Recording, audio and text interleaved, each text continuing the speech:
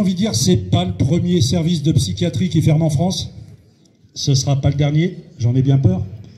On va tout faire pour que la psychiatrie continue dans l'état où elle est. Le service R2, alors effectivement, on avait entendu parler de services qui fermaient, mais je peux vous assurer que, humblement, quand on vous l'annonce, le choc est toujours un peu brutal. La semaine dernière, la direction générale est arrivée, après une brève présentation de l'empathie et de la bienveillance, on nous a dit, on ferme. Il a fallu, les soignants, les patients, les familles, les mandataires judiciaires, il a fallu trouver une solution. R2, pour ceux qui ne connaîtraient pas, c'est un service de fin de parcours de psychiatrie, réinsertion, réhabilitation. Des patients qui ont fait tout un parcours, qui sont souvent ballottés de service en service, pour certains d'entre eux depuis l'enfance.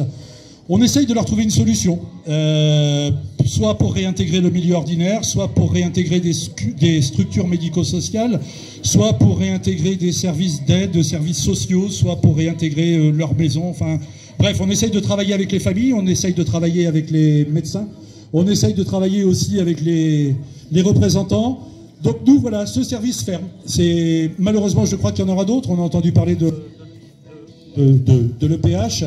Donc voilà, nous on voulait être présents et je tiens vraiment à remercier toutes celles et ceux qui sont là aujourd'hui, à commencer par les soignants, sans qui la psychiatrie ne serait pas grand-chose. Mes collègues infirmières que j'embrasse pour la première fois aujourd'hui du service R2 qui sont là-bas. Merci à vous. Vraiment, elles ont fait un beau boulot. Pour une fois qu'elles applaudissent un éducateur, hein, c'est une fois dans la vie, c'est aujourd'hui. Je remercie aussi tout le personnel éducatif qui est présent. Je remercie le corps médical qui nous a aussi beaucoup soutenus cette semaine. Hein. Les médecins ont un rôle important. Et je remercie aussi le personnel, quelle que soit son implication. J'aperçois aussi des représentants de Covaldor qui sont ici, des représentants du Grand FIJAC, quelques élus là qui sont face à moi.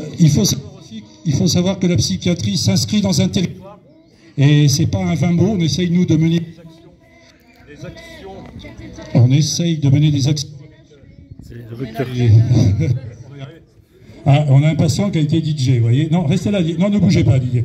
Didier aussi, il y a des patients qui sont venus aujourd'hui, vous voyez. Donc oui, la psychiatrie s'inscrit réellement dans un territoire. Hein. C'est pas un vain mot. On est là, on est présent. Il y a des communes qui nous soutiennent, il y a des élus qui nous aident, il y a des soignants. Donc voilà, je voulais une dernière fois, si je retrouve le son, je voulais toutes et tous vous remercier.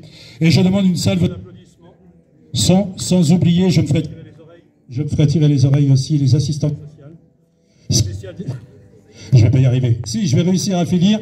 Les soignants, les éducatifs, les administratifs, les assistantes sociales, merci à vous et que vive la psychiatrie et que vive Camille.